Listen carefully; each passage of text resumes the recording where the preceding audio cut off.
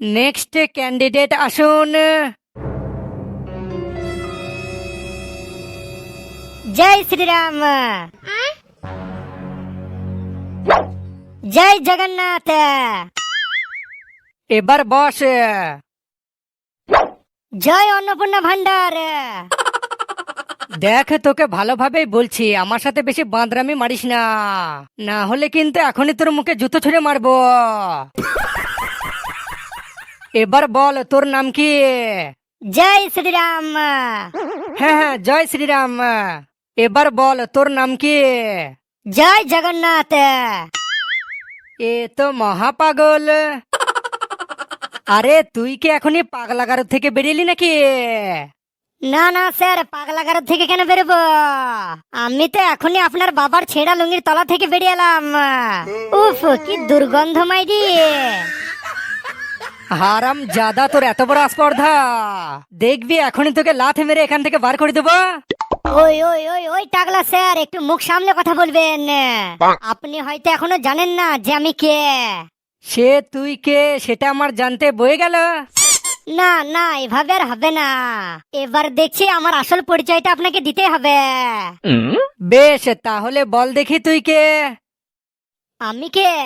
আমি হচ্ছি সেই মহামানবের সৈনিক, যে করেছিল পিসির বিনাশ, যে ডিম ছুঁড়ে করেছিল ভাইফোর সর্বনাশ, যার নাম শুনলে মোল্লারা কাঁপতে শুরু করে, যার নাম শুনলে প্রতিবাদী টুম্পা নাচতে শুরু করে। সেই মহামানব আর কেউ নয়, তিনি হচ্ছেন আমাদের সকলের প্রিয় মুখ্যমন্ত্রী মাননীয় শুভেন্দু অধিকারী মহাশয়। জয় শ্রীরাম। ও বাবা, তাহলে তুই এতক্ষণ নতুন মুখ্যমন্ত্রী শুভেন্দু অধিকারীর কথা বলছিলি? স্যার দেখলেন তো, নামটা শোনা মাত্রই আপনি কিভাবে বুঝে গেলেন? সত্যি ওই ঠগি পিসির হাত থেকে আমাদের দাদা যদি বাংলাকে রক্ষা না করতো, তাহলে হয়তো আজ আমরা সবাই না খেতে পেয়ে রাস্তায় রাস্তায় উল্লঙ্গ হয়ে ঘুরে বেড়াতাম। বলছি, এসব বাজে কথা ছেড়ে এবার চল, তোর ইন্টারভিউটা শুরু করা যাক। হ্যাঁ হ্যাঁ স্যার, শুরু করুন। আচ্ছা বল, ভারতের নেপোলিয়ন কাকে বলা হয়? স্যার কাকে আবার? আমাদের শুভেন্দু দাকে।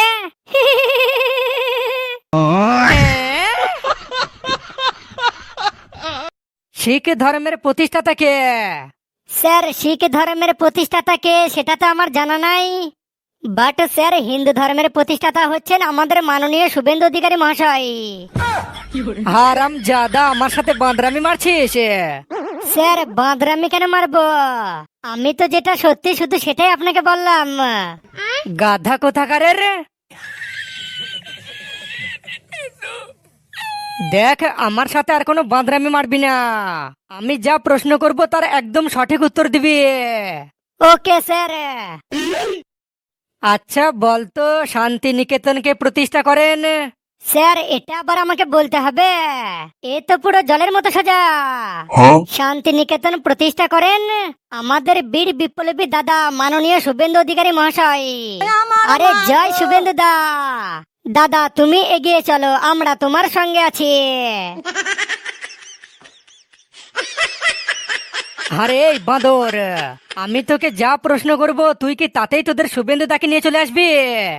স্যার কি আর করবো বলুন, আসলে আমাদের শুভেন্দু দা এমন একটা ক্রান্তিকারী কাজ করে ফেলেছে যে সব জায়গাতে উনি অটোমেটিক চলে আসছে। আরে তোদের শুভেন্দু দা কি এমন ক্রান্তিকারী কাজ করেছে রে? আরে স্যার আমাদের শুভেন্দু দা অন্নপূর্ণা ভান্ডারে ক্রান্তি করেছে। অন্নপূর্ণা ভান্ডার? এটা আবার কি রে?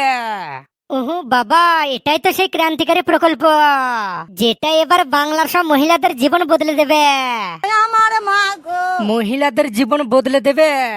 বাট তুই তো পুরুষ, তাহলে তুই কেন এত নাচানাচি করছিস? বাবা, এখানে তো আসল মজাটা আছে। আচ্ছা বাবা, এই অন্নপূর্ণা ভান্ডারের পুরো বিষয়টা একটু ভালো করে খুলে বলতো দেখি, না হলে যে আমি কিছুই বুঝতে পারছি না। বেশ ঠিক আছে স্যার, যাতে আপনি পুরো বিষয়টা ভালোভাবে বুঝতে পারেন, এবার তার জন্য আমি আপনাকে অন্নপূর্ণা ভান্ডারের একটা গোটা রচনা করে দিচ্ছি। হ্যাঁ হ্যাঁ বাবা, তাই কর দেখি।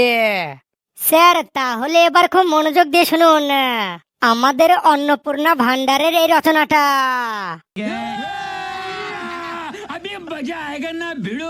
স্যার অন্নপূর্ণা ভান্ডার কি সেটা বুঝতে গেলে প্রথমে আপনাকে এটা বুঝতে হবে যে অন্নপূর্ণা ভান্ডার বা অন্নপূর্ণা ভাতা কাকে বলে। যে ভাতাতে রাজ্যের 25 থেকে 60 বছর বয়সী বেকার মহিলাদের একেবারে বেকার ভাতার থাকবে, মানে যার স্বামীর কোনো চাকরি বাকরি থাকবে না, একেবারে বেকার বসে থাকবে, সেই বেকার মহিলাটাই মাসে 3000 টাকা করে পাবে। আর একেই বলে অন্নপূর্ণা ভান্ডার বা অন্নপূর্ণা ভাতা। ও বাবা, তাহলে বাংলার এই পরিবর্তন হয়েছে। সেই তো মমতা দিদির মতো তোদেরকেও আবার সেই ভাতার পেছনে ছুটতে হচ্ছে। স্যার দিদি দিত 1500 টাকা আর আমরা দিচ্ছি 3000 টাকা। এই জন্য দিদিরটা হচ্ছে ভাতা আর আমাদেরটা হচ্ছে প্রকল্প। ও বাবা, তাই নাকি? আগে হ্যাঁ স্যার। আরে এই ভাতা দিয়ে যে কি করে মহিলাদের জীবন বদলাবে এটাই তো আমার মাথায় ঢুকছে না। স্যার ঢোকানোর জন্য তো দাদার সৈনিক আপনার সামনেই বসে আছে, আপনি কোনো চিন্তা করবেন না, আমি সব ঢুকিয়ে দেব। স্যার এই অন্নপূর্ণা ভান্ডারের জন্য যদি মহিলারা মাসে 3000 টাকা করে পায় তাহলে তাদের আর কোনো অভাব থাকবে না, মানে তখন তাদের পুরো জীবন বদলে যাবে। আরে ছাগল, এই 3000 টাকা দিয়ে সব মহিলারা গাড়ি বাড়ি সবকিছু করে ফেলবে। সে গাড়ি বাড়ি না করুক, কিন্তু এই 3000 টাকা দিয়ে সব মহিলারা জামা কাপড় শাড়ি চুড়িদার হেলা মেলা সবকিছু কিনতে পারবে, মানে তখন তাকে আর তার বেকার স্বামীর কাছে হাত পাতে হবে না, বরং তখন সেই বেকার স্বামীটাই তার কাছে হাত পেতে বলবে যে বাবু 10 টাকা দাও না, একটা বড় অলকা বিড়ি কিনে খাবো। মানে এই অন্নপূর্ণা ভান্ডারের জন্য তখন বাড়ির সব গিন্নিরা সংসারের দায়িত্ব নেবে আর সব পুরুষরা তখন রান্না বান্না করে বাড়ির গিন্নিদেরকে খাবে। আরে সব বলতে তোর কি একটুও লজ্জা লাগছে না? না আছে শিক্ষা, না আছে শিল্প, না আছে কর্মসংস্থান, না আছে চাকরি, সব সময় শুধু ভাতা আর ভাতা। বলি হারি মদনা রে, যদি কিছু না করে মাসে 3000 টাকা করে পাওয়া যায় তাহলে এত কষ্ট করে চাকরি বাকরি কেন করতে যাব? আরে ছি ছি ছি ছি ছি ছি। ধুর মশাই, আমাদের কোনো চাকরি বাকরির দরকার নাই, আমাদের শুধু ভাতা চাই, ভাতা, যেটা আমাদেরকে শুভেন্দুদা দিচ্ছে। আরে এই 3000 টাকা দিয়ে কি তোর জীবন বদলে যাবে? সেটা আমাকে সত্যি করে বল দেখি। স্যার সত্যি করে বলছি আমার জীবন বদলাবে মানে, আরে আমি যা প্ল্যান করেছি তাতে আমি কয়েক বছরের মধ্যে কোটিপতি হয়ে যাব। আরে তুই কি এমন প্ল্যান করেছিস রে যার জন্য তুই কোটিপতি হয়ে যাবি? বাবা শুধু দেখলে হবে, খরচা আছে। আচ্ছা বাবা, তোর প্ল্যানটা কি সেটা একবার বল দেখি। স্যার তাহলে এবার শুনুন, ওই যে একটু আগে আপনি বললেন না যে অন্নপূর্ণা ভান্ডার তো মহিলারা পাবে, তাহলে তুই কেন এত নাচানাচি করছিস? আসলে স্যার আমার প্রায় 25-30 বছর বয়সী 10 কোটিটা গার্লফ্রেন্ড আছে, মানে এদের অন্নপূর্ণা ভাতা থেকে আমার মাসে প্রায় 40-45 হাজার টাকা ইনকাম হবে। এরপর ধরুন আমি যদি আরো 5-10টা বিয়ে করি তাহলে সেখান থেকেও আরো 20-30 হাজার টাকা ইনকাম হবে। আর বিয়ে করার পর যখন সেখান থেকে গোটা 100-200টা মেয়ে হবে তখন আমাকে আর পাই কে? মানে তখন আমার এই মেয়েগুলোর নামও সব অন্নপূর্ণা ভাতার তালিকায় তুলে দেব, ব্যাস তখন আমাকে আর কেউ কোটিপতি হওয়া থেকে আটকাতে পারবে না।